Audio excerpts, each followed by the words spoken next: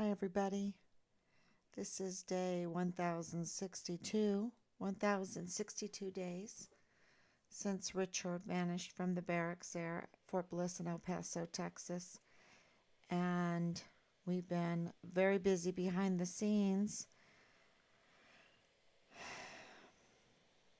because every day we're, uh, God's hands are all over this because every day more and more things are coming to light in this case. And it just puts everything together, puts everything in perspective, and it creates so much evidence that we will drive them to have to do something about this. And I'll talk about that too, how we can drive them together to do the right thing. And that those are words from Lieutenant General Sean Bernabe. He said that the Army, the command, has to be driven to do the right thing. That Vanessa Guillen had to drive them. uh, I don't think Vanessa Guillen's case drove them enough because of the timeline that I put out, which we'll talk about that too. Let me make sure that I'm on Facebook because sometimes this doesn't work. I'm don't have this huge staff. I'm just doing everything as far as the live streaming goes. This is my little area of operation, and there's so many other areas of operation going on. Oh yeah, there. Okay. All right, let me just turn it down, and I can take. Thank you, Grace, for coming on. Thank you so much. You're steadfast. And I just want to tell everyone that has been sticking with us for so long, and it's been so long. We're at 1,062 days, that we love you, that we just are so grateful for that because, look, I have new information. And one of the things that I wanted to tell you today that came to my mind after finding out that we have proof now, right? We have proof that Special Agent Marlon Soto uh, interfered with this investigation in a bad way, that he manipulated with the witnesses, with the file, that scrubbed the file of key witnesses before it went into cold case. We have evidence. We have a recording. Um, y'all, we will have to drive them to do the right thing because the CID there at Fort Bliss, what is implicated, okay, is implicated. They're implicated in the disappearance of Richard and the cover up, the conspiracy in Richard's case. And if you have been with us as long as Grace has, as long as Anicia has, thank you so much. You'll remember the task force Find Richard Halliday. Okay, so we arrived in Fort Bliss the end of September. In October, beginning of October, the General James McConville, he's soon to retire now. We have to, he's such a criminal. He is such a criminal. The crimes against humanity are just the tip of the iceberg. Okay? We were talking with him on the phone from our Airbnb there in Fort Bliss in 2020. And with him was Donna Martin, Major General Donna Martin at the time. She has received a star for her criminality. She's a lieutenant general now. And they're all they go to charm school. So they know how to charm you. They know what to say. They have the narrative. They're trained in the narrative because really they're just puppets. That's what they do, right? Which I'm very sad to say, but it's the truth. And so they were talking to us, and McConville said he is going to send. I have sitting beside me Major General, now Lieutenant General, Donna Martin, and I'm going to send her to El Paso. I'm going to send her to Fort Bliss, and she is going to form a task force. Find Richard Halliday at my order. My order is sending her there to form a task force. Find Richard Halliday, and we're going to make it big. We're going to have the CID there, the FBI there, the Customs Border Protectors there, the U.S. Marshals there, the Mexican military there, the Mexican law enforcement agency there. We're going to have the El Paso Police Department there.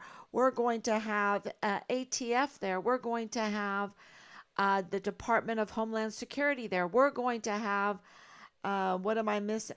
The DEA there. We're going to have the Department of State there. That's how we met the special agent there in the State Department in Juarez. We met him at Task Force Find Richard Halliday. We met him at that task force meeting. Okay, we attended the Task Force Find Richard Halliday meeting. We attended it, and so General McConville saying we're going to do that, and he did. He had that meeting.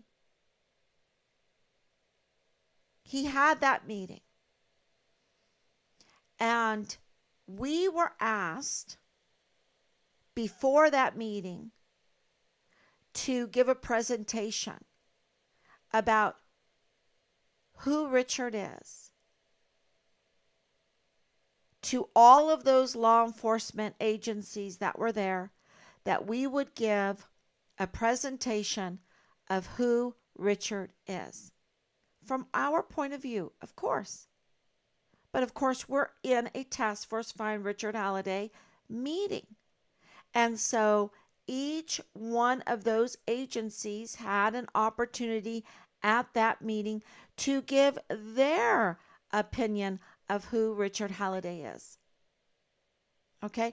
We were asked to give who Richard Halliday is, and I should have taken that off my shelf.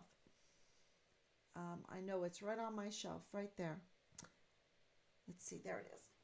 I think it is.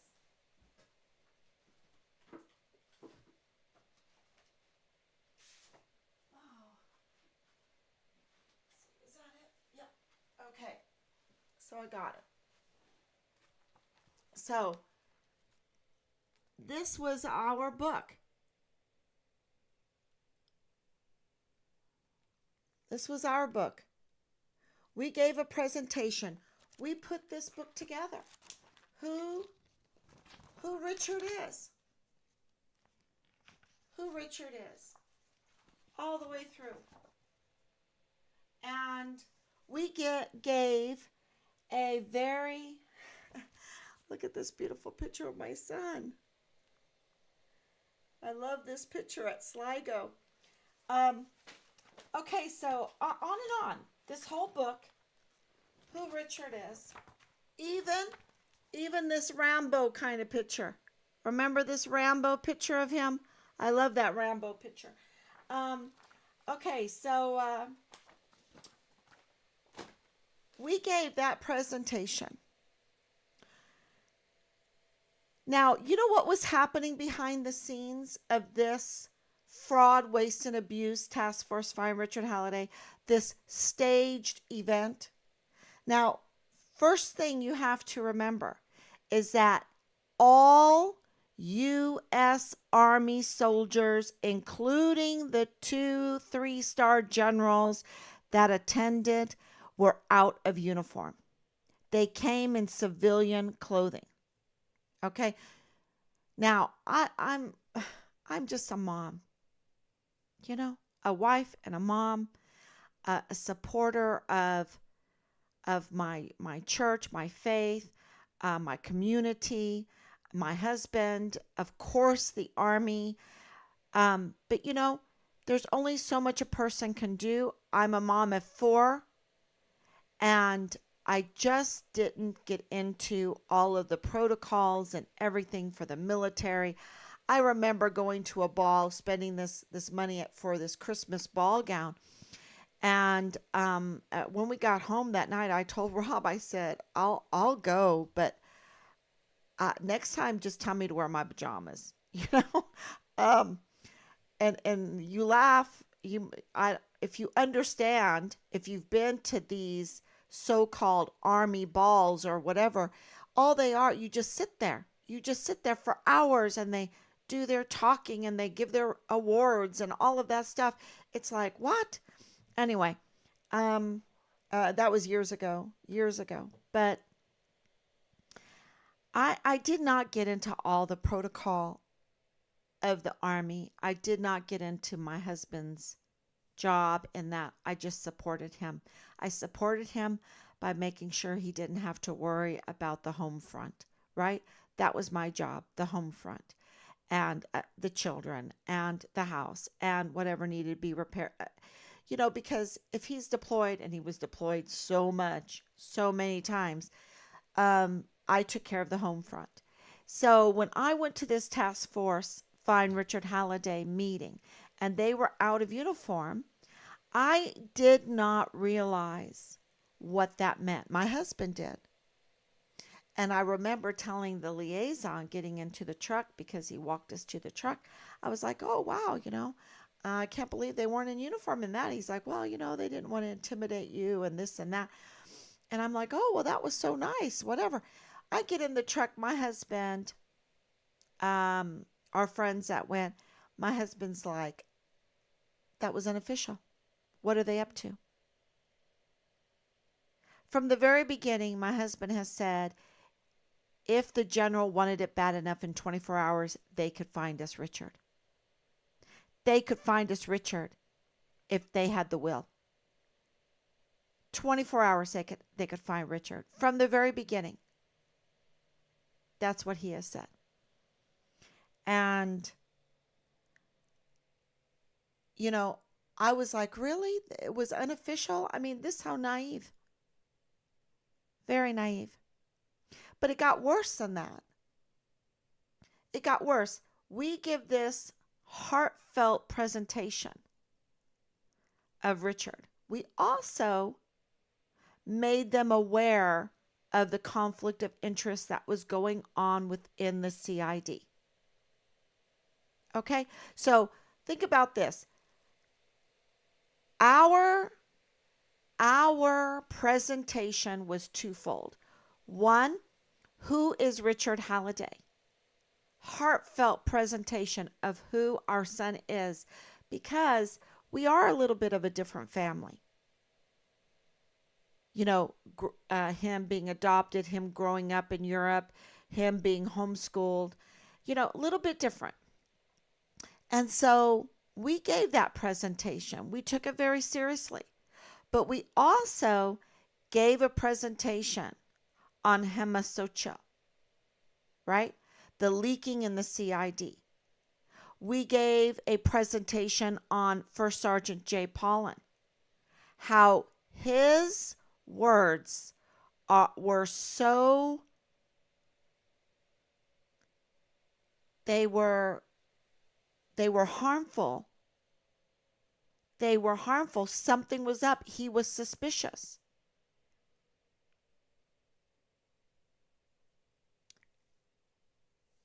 He was weaponized against Richard. And so was Hemasochil. But Hemasochil had information coming out of the CID. And we said that there. We said that there. So that was our presentation there. And they were unofficial. Not only that, months later, we found out, because there was nothing coming out of the task force Find Richard Halliday. I mean, zero. There was nothing coming out of Task Force Find Richard Halliday, 15 plus agencies. And so Rob looked into it and he asked Brigadier General Stewart for the op board for Task Force Find Richard Halliday. And he told us there is none. There was none. There was no op board for Task Force Find Richard Halliday. No orders, no tasks to be given out, no timeline, no due dates, no nothing, no tasks. There were no tasks given out at Task Force Find Richard Halliday. Okay, it gets worse, y'all. We have evidence. We have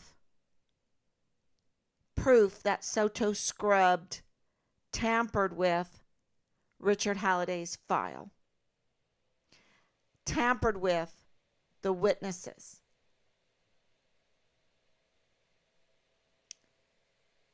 We know that CID, why would he do that? To protect Leilani Hart, to protect Tavita Nusa. That's our opinion. Because Tavita Nusa is there, special agent in the CID, Richard, the whistleblower, and we believe that Tavita Nusa was assigned to him as the CID agent onto his complaint, his case. That's why he had access. His victim advocate. This is our opinion. Maybe the victim advocate came from, is it Sharp? Whatever, sexual assault thing. But we believe he was assigned to Richard.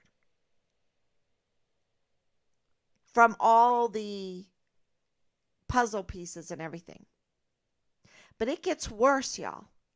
Because at that Task Force Find Richard Halliday, where each one of those law enforcement agencies had the opportunity to share with us what they had on Richard so that they could see our reaction, or they could hear what we had to say. I mean, that would be good investigation, right? To see they had us right there in a pretty intimidating situation with all of them, right? They could see our reaction by giving us what they had on Richard. None of them said a word about any kind of criminality of Richard. The SJA told us, because I think we even brought it up, because I said that the underage drinking, the retaliation was clearly retaliation, because the underage drinking is not punitive. And the SJA was like, oh my gosh, you just kind of went crazy, wanted to give me a whole big folder and whatever. But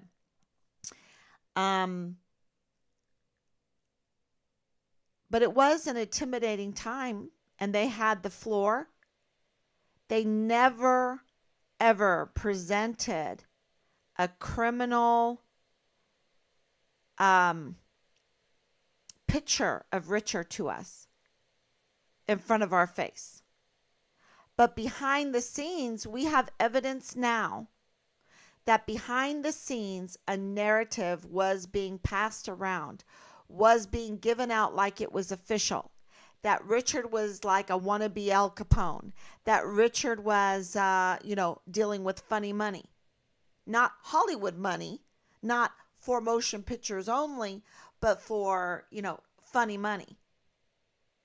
And that he was, this wannabe criminal with the cartel, with drugs, with this, with that. That is what was going on behind our backs, behind the scenes, without talking to us about it, which is so criminal. They are absolutely so criminal. And the JAG then is so criminal. They've acted so criminal. It is unbelievable. And General James McConville, who committed crimes against humanity during the whole COVID thing, um, that was the tip of the iceberg compared to what he has done. In addition to all of that, to our volunteer sons and daughters, and also into this case where he felt that he could pull the wool over our eyes. And he did pretty good. Delay, or just fake fraud, waste, and abuse. Fraud, waste, and abuse. That's what he perpetrated. That is what he has a PhD in. That's what he has a 4-star general, rank in, is fraud, waste, and abuse.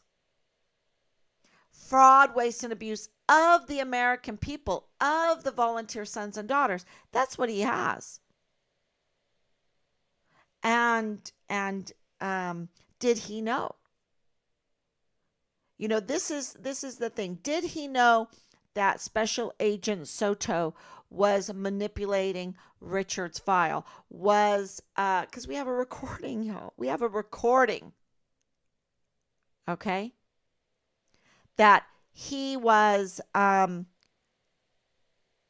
interfering with witnesses. That he was scrubbing witnesses out of Richard's file. I mean, did General McConville know this?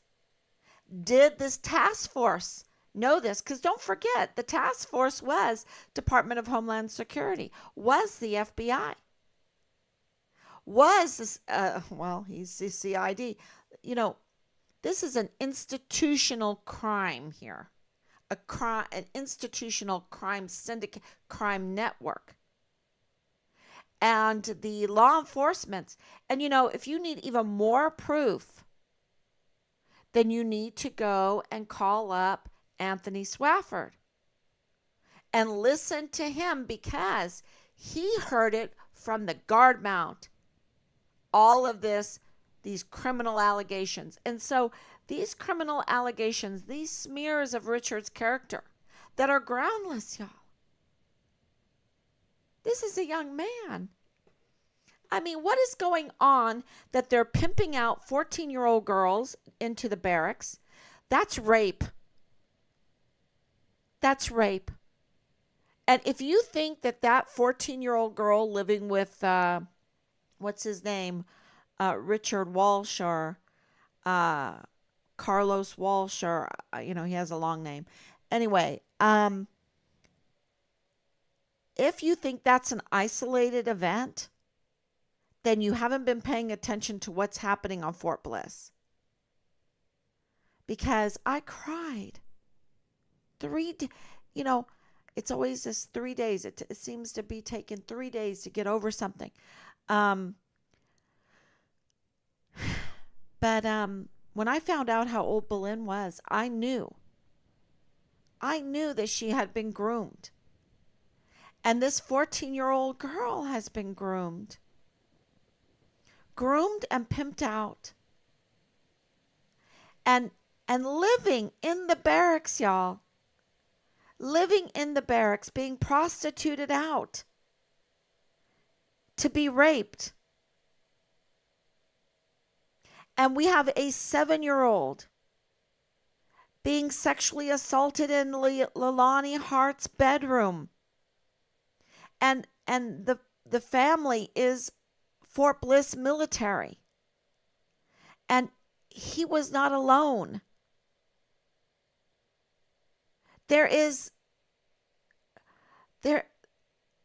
We're going the wrong way, culturally speaking, because there's no accountability for these major crimes. And everything is for the moment to gratify yourself. And that's so wrong. This, I love myself, I have to gratify myself, and then maybe I can help other people. That narrative that has been fed to us for decades is so destructive. because now it's, the survival of the fittest, and who's going to be self-gratifying and get away with it. And everybody is, um, let's say we have a lot of nonsense going on, and they're all afraid of getting in trouble now. So, they're all getting those swirly eyes, accepting the narrative that Soto gives out. They're not thinking straight.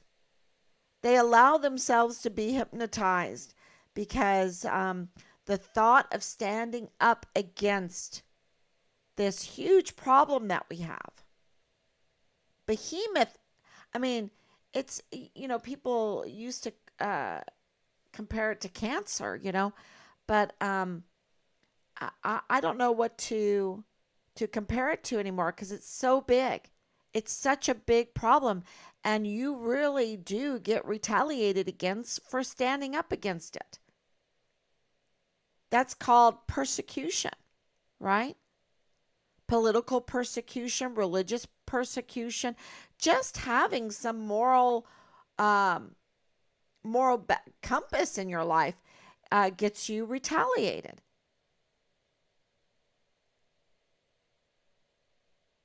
And so when they and and it's so easy to believe that our young people are criminals because of the grooming that's going on with them. And we've we can't give up on our young people. We got to give them a chance in life. We got to stop this grooming because it's hard enough being a young person full of vim and vigor at 17 to 25 years old without people grooming them and sexually putting them in these sex cult situations and these barracks that are marketplaces for illegal drugs and legal drugs, and to have the psyops conducted on you, and to have this banking crisis on you, this debt crisis, the inflation crisis put on you, and then you have to go and fight in a war and try to defend the Constitution, and it's like, what in the world? And your bunk buddy commits suicide, and we what is it going to take for us to stop thinking about our own gratification and think about truly the future of our country, which is the land and the people? The most valuable assets are children and our older people and the land. Because these political wars, they are actually starting fires. They are actually blowing up things. You think war is good for the land? It is so destructive.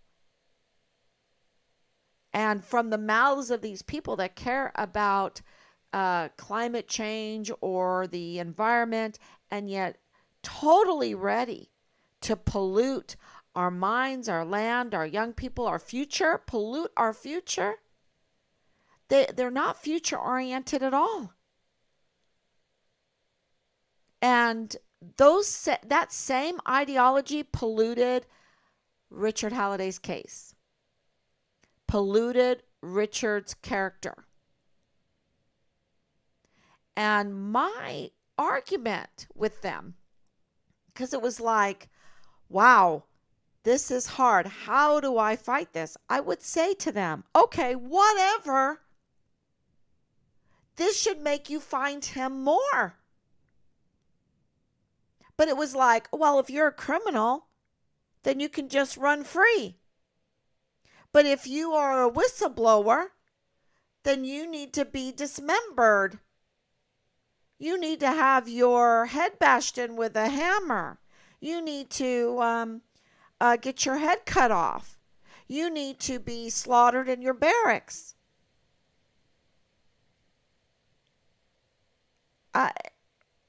That's the message from these 1,600, 1,062 days that I've gotten. I don't know about y'all, but when I see the stories of Enrique and Vanessa and Austin Hawk and Asia Graham, okay, if you're a whistleblower, you're just going to get raped more. And maybe your medication's going to be laced with fentanyl.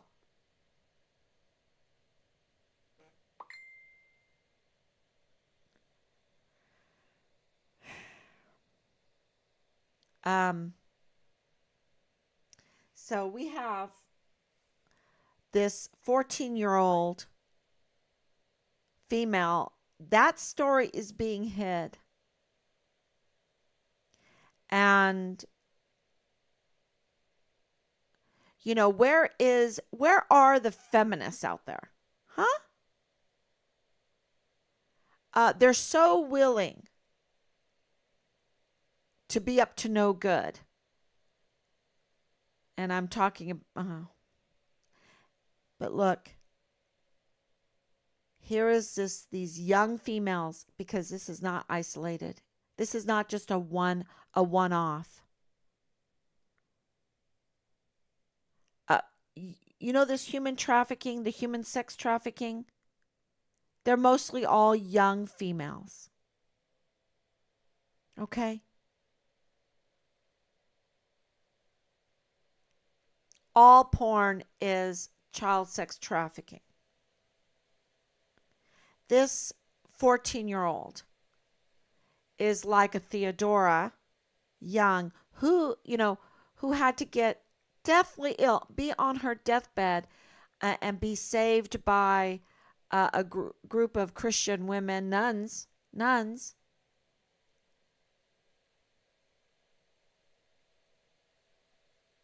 Be saved by nuns in order to have a chance in life.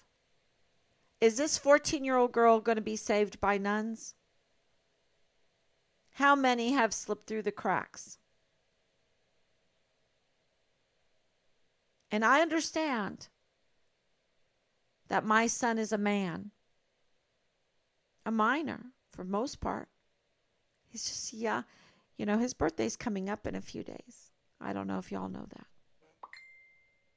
But his birthday's coming up in a few days. And I'm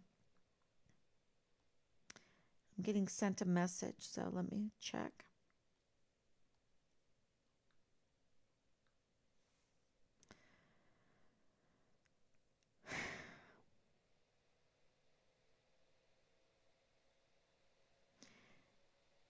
Yes, we have, I'm just reading my messages, and we have requested, it's shaking up things. We've requested everything. Okay. And this whole fugitive apprehension unit that came to our house, they still have not gotten back to us to produce a warrant. It's just delay tactics. They can't produce a warrant, y'all. And this makes, so here we've hit the big leagues, dealing federally, and with the IG taking into consideration Richard's case, which nothing is fast unless, you have connections, right? Connections. But we also, this has become our case now, not just Richard's. And so we have our rights violated. And in order to get justice in that way, we also can request access to Richard's files. So this is, I don't know, I heard it's driving people crazy, so much so they're having to visit the restroom quite a bit. That is, and when you're delving into that kind of evil, then absolutely that's what's going to come out of it. That's what's going to come, right? Um, you're going to have to visit the bathroom quite a bit because it's just so evil. It's just muck and worse than muck. And so we have intensified our letters. Matter of fact, we want a letter bomb, and we are putting in letter bombs. And what I'm trying to formulate right now is a letter bomb from all of Team Find Richard Halliday, all the community there, all the community out there, everyone. We're going to reach out to everyone to ask everyone to write General Eisenhower a letter. Maybe we can make it a birthday present to Richard. So I'll be working on that tomorrow to get out a form letter that everyone can use or not use to send General Eisenhower a letter. Let it be a birthday present to Richard.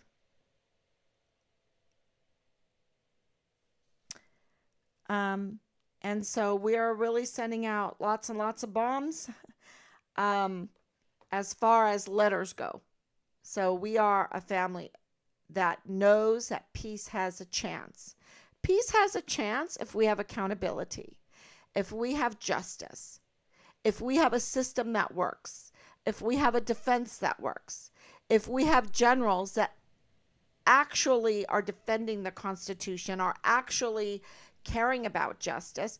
And we've had conflicts of interest here, see, because we have 44 four-star generals right now that have betrayed us, that are serving foreign and domestic enemies. They could turn on a dime. You know, I don't think people understand this. You can turn on a dime and do something really good, you know?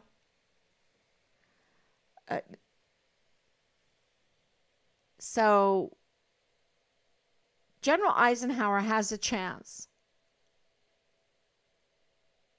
We witnessed right in front of our eyes the absolute abuse of Brigadier General Stewart. The abuse that he got in order to be from an uncomfortable participant to like a demon participant,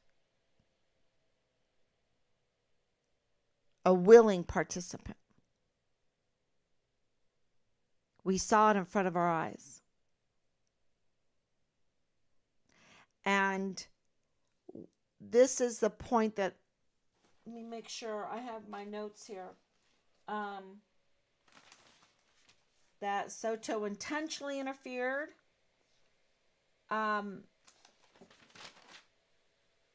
Yeah, no, absolutely he did.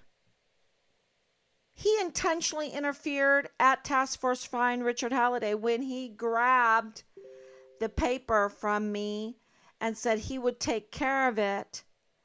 And that was a conflict of interest, you see, because it's a CID investigating the CID. And that was in front of everybody. And everybody had the chance there to ask us questions, to present their narrative, their evidence of what they had with Richard. From over the border, we had the Mexican law enforcement there. We had the Mexican military there. We had, Homeland Security, the CID, the El Paso Police Department, the ATF, okay? Alcohol, tobacco, firearms, and explosives. They were there. You think they were there just for the fun of it? What was the narrative that was put out? And this is the thing. we're being told that this narrative that was to smear Richard, this campaign, this smear campaign against Richard's character, to turn him into some kind of criminal in the public's eye, but more importantly, in the law enforcement community's eye, like Anthony Swafford. But what they were doing really was covering up the murder. Okay, they willingly covered up the murder. I want to know, we want to know, Team Find Richard Halliday wants to know the murder. And were pictures taken of the murder scene? Were pictures taken of Richard's remains, of Richard's dismemberment? Were pictures taken at Area 244 of Richard's remains? Were pictures taken at Red Rio Range? Were pictures taken there at kilometer 2930, right? Because it's kind of like in between. Were pictures taken of Richard's remains? What are they hiding? And this is another thing. The letter from Director Ford to Senator Ted Cruz states that the CID didn't get involved in Richard's case until September 1st, 2020. You can read that letter. I have it on I posted it. So September 1st, 2020. Okay. So if Richard is this big criminal that Special Agent Soto claims that he was, and that he was dealing in funny money instead of, Hollywood money. And you know how much money that he bought, $70 worth of motion picture money, was like $250,000, $300,000. And what was the amount they were spreading around? $250,000, $300,000 of funny money. I'm sorry. No cartel, no one is not going to know play money, prop money. And if they were concerned about it, they should have said something there. And if they were concerned about it on July 23rd, 2020, when he went missing, why didn't the CID get involved right then and there? Right then and there. Why September 1st?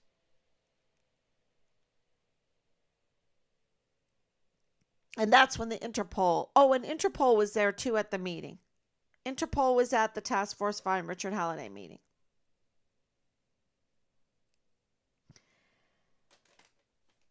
Of course, that was November 9th. The first Task Force Find Richard Halliday meeting that I'm talking about happened on November 9th, 2020. November 9th.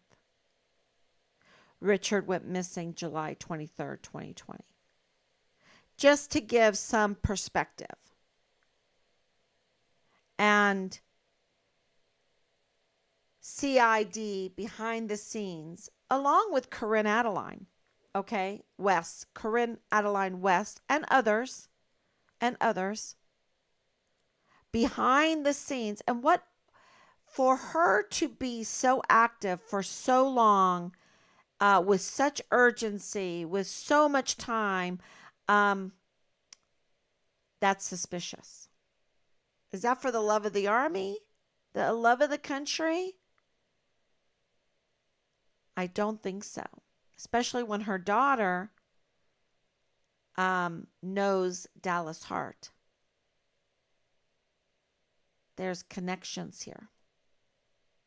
But going behind the scenes to anyone that was tasked by Richard Halliday and being very successful at it and putting forth a smear campaign narrative, not only of Richard, But she went further. She smeared the family. She smeared the family. And when you can do that kind of criminal activity behind the scenes and the generals know about it, we reported it. We inquired, and do you think that we got answers? The silence is deafening. We even have a problem getting answers from the JAG office. That's why, and I know when I start talking about this, I get a little, I need to stay on that narrow. That's why we need all of you. We need what? Hundreds of letters going to General Eisenhower as a birthday present to Richard. We need everyone to get their churches, their groups, their veteran groups, their neighborhood, their community to send a letter to General Eisenhower and say, find Richard Halliday. I'm going to put together my thoughts with Rob's thoughts on what we really need to say in a concise way to General Eisenhower. If any of you have an idea, please let me know. Please text me. But we need that because our agencies, they need you too. Our military, they need you too. Our country. It's when the JAG is not getting back to us in a timely manner. And, we're not real pushy with them. We have become we've been way too nice for too long. We have become now, since the sheriffs can't produce a warrant for their search of our house, sending an assault team to our house from an assault unit called the Fugitive Apprehension Unit to our house. Full battle gear on, trespassing to the rear of our house, to our lanai. I'm, in the kitchen, in the back area where the kitchen is, and I'm like seeing this big guy, not as big as the guy that came to the front door. The deputy that came to the front door is 6'8". I asked him, how tall are you? 6'8". That's 1 inch taller than Barron Trump right now, because everyone's talking about how tall Barron Trump is. But the deputy that was at our front door is taller than him. Full battle gear, and probably weighs twice as much. And they didn't have a warrant. Who sent them? Was it Soto through the FBI? I mean, this is, yeah.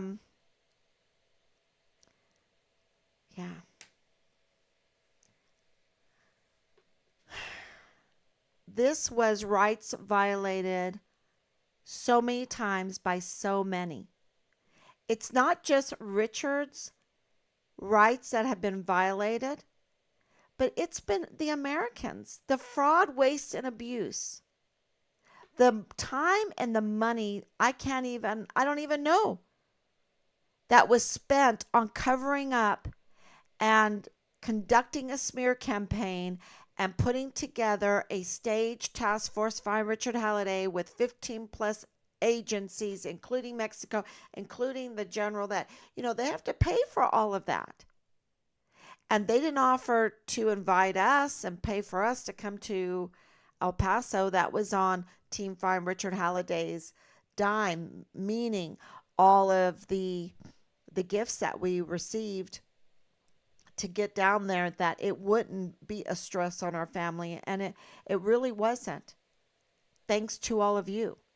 The stress was from the agencies. The stress was from the do-nothings, The stress was from the smear campaign on Richard that didn't make any sense to us. It was so stressful, and here I am unpacking his things that, they meddled with that.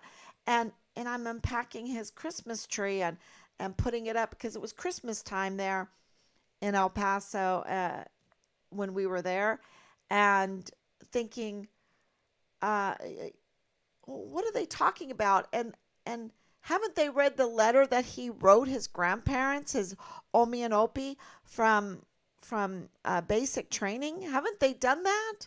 Haven't they looked at our history? And they have. They've looked at all of our history. And if they looked at all of our history, they would see the beautiful life,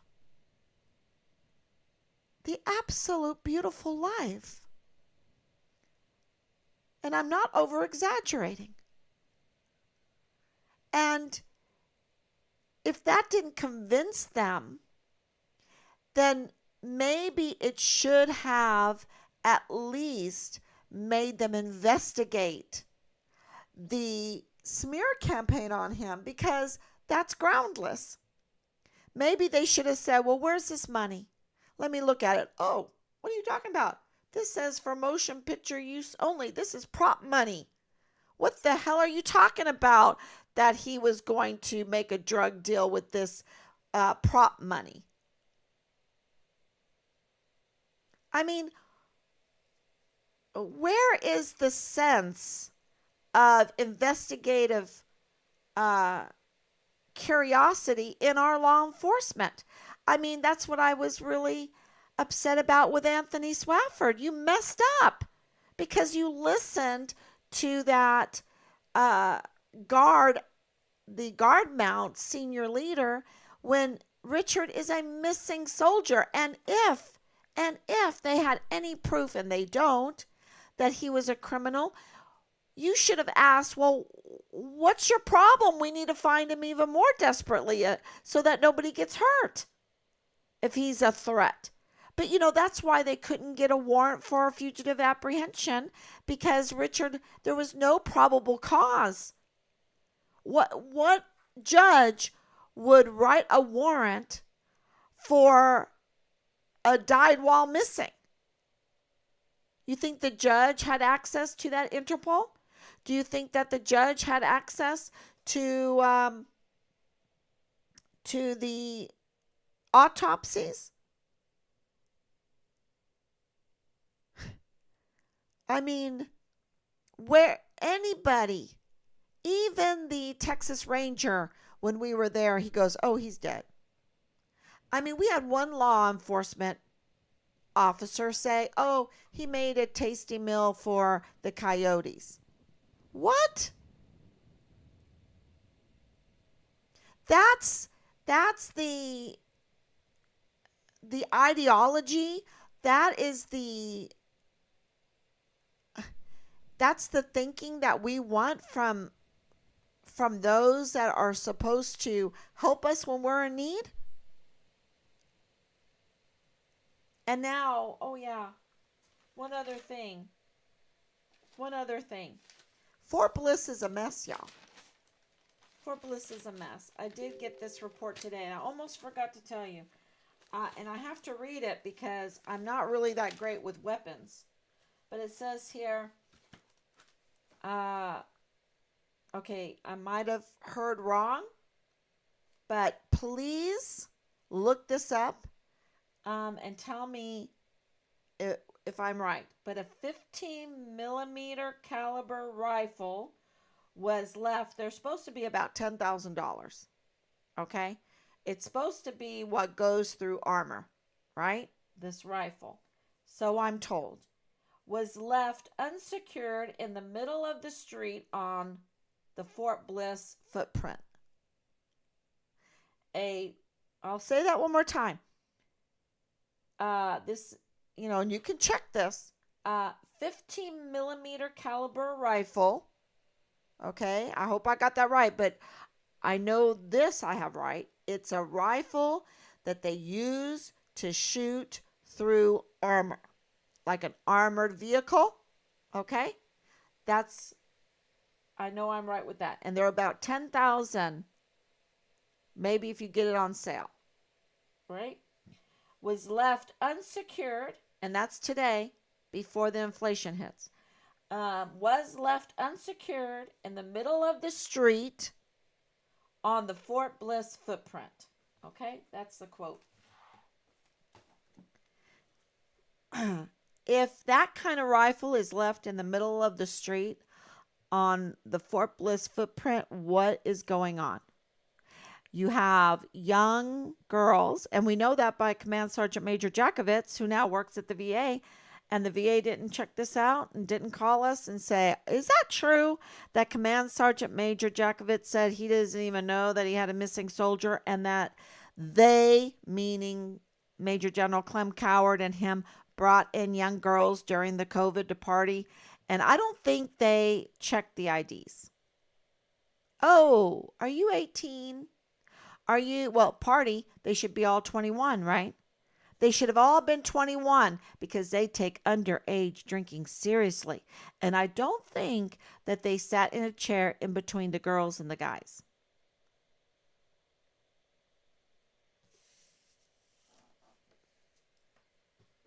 So, yeah,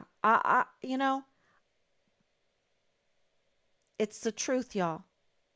That's exactly what he said. They brought in the girls, and we're told they even paid them. That's prostitution. And if they were not all 21, um, they don't take underage drinking seriously. And they sure don't take their SHARP program seriously, because they're setting up these young girls to be raped, sexually assaulted, sexually harassed. And they're grooming them and they're pimping them out. And this is not an isolated incident, because he was emboldened to tell us like it was no big deal. So if it was no big deal, then it happens frequently. And oh yeah, on my Facebook, I put up a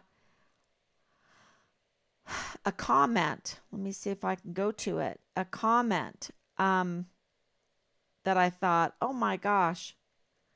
Let's see, I put up the letter again. Okay, here it is. It says, it was about Carlos Humberto Richard Walsh. Okay. Fort Bliss soldier accused of sexual abuse of a minor, which is rape. The victim, 14-year-old female, living in the barracks. Okay. I know some more things about that. I know some more, and it's not good. It's not good for Fort Bliss. I don't know if I'm at liberty to say it. Okay. Name and unit, says this person in the comment section. Name and unit? Where's the name and unit? Come on, freedom of speech, right? Don't be scared. Speak up. Fort Bliss always has civilians sleeping in their barracks. I'll repeat that. Fort Bliss always has civilians sleeping in their barracks. They are caught all the time, but nothing is ever done about it. Don't forget, these barracks are marketplaces for illegal drugs, for frat parties every day, for rape, for sexual assault or sexual harassment, grooming to sex cults with doggy masks. I'm sorry, but we have proof after proof after proof. I am not. The crazy ones are the ones that keep denying this stuff is happening. The crazy ones are the ones that make excuses for a 7-year-old being sexually assaulted in the master bedroom of Leilani Hart by multiple members of her household. A crazy one is allowing First Lieutenant or defending First Lieutenant Dallas Hart, who was having in uniform an incestuous relationship, and What's going on? Why is there such a defense of this kind of stuff? Do they not look to the future? So I think I can leave it at that tonight because, we can get into the child porn too, but you'll just cry along with me um, because this is not um, unemotional. This is bad emotions, y'all. This is bad emotions. We need to get to good emotions, like justice, like peace, like family, like uh, accountability, fairness, life, respecting life. Those are the good emotions. That's what we need to focus on. Isn't that what the Bible tells us? What is good, what is true, what is noble? That's what we need. And it seems like we're always just focused on this terrible stuff because we can't get accountability. It's all around us. We can't even breathe without it being all around us because we've let it grow and grow and grow. Anyway, all right. Thank you, everybody. Thank you, Grace. Thank you, Anicia. Thank you so much, Danielle, for coming on and really think about the letters to General Eisenhower, because let me tell you, he has so much power. Uh, from the beginning, my husband has said, and this goes to Sean Bernabe too, that if I was the family of Fort Cavazos, I would say, get my name off that fort. It is Fort Hood. It is Fort Hood because there's no real intention. There's no, it's fraud, waste, and abuse because they put the likes of Lieutenant General Sean Bernabe in charge of Fort Cavazos, which was just, like a kick in the gut to this family, a kick in the teeth. And, because he had the chance, he, he was there during COVID, that whole COVID stuff, where he could lock those people in and get the answers and find Richard in 24 hours.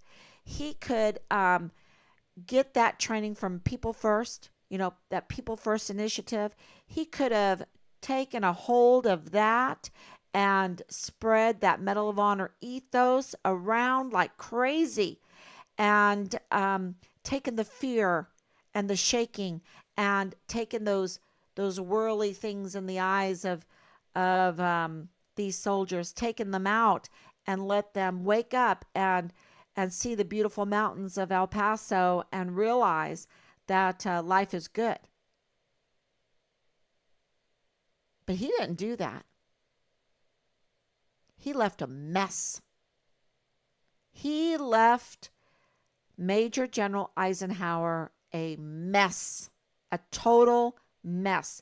14-year-old girls living in the barracks with 17 to 25-year-old men full of vim and vigor.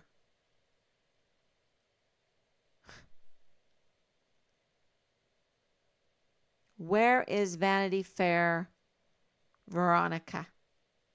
Huh? Where is she? Mirror, mirror on the wall, who's the fairest of them all? She just cares about herself. She just cares about herself. It's a disgrace. It's a real disgrace. And where is Kocherga reporting on this? Mirror, mirror on the wall, who's the fairest of them all? They're all in this Vanity Fair, participating in the Vanity Fair instead of doing what's right. So, yeah. Doing what's right is not easy. I'm not saying it's not easy.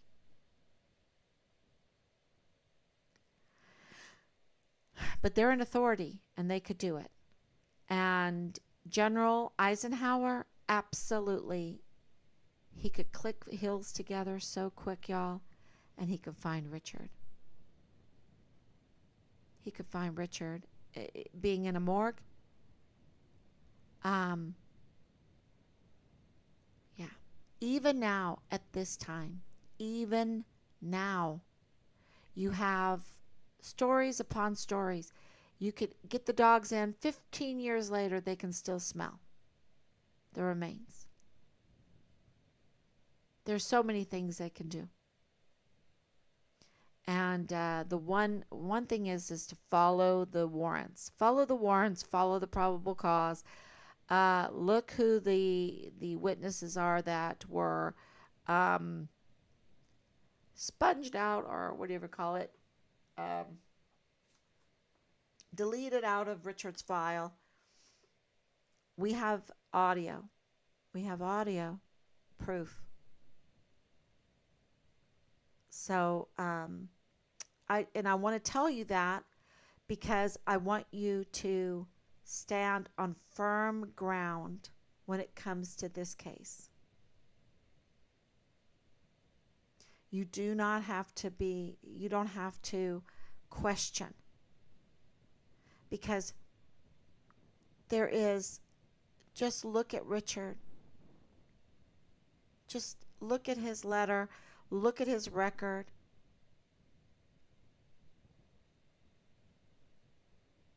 There's no press, there's nothing. And I've been hammering and hammering, little hammer. I have a little hammer.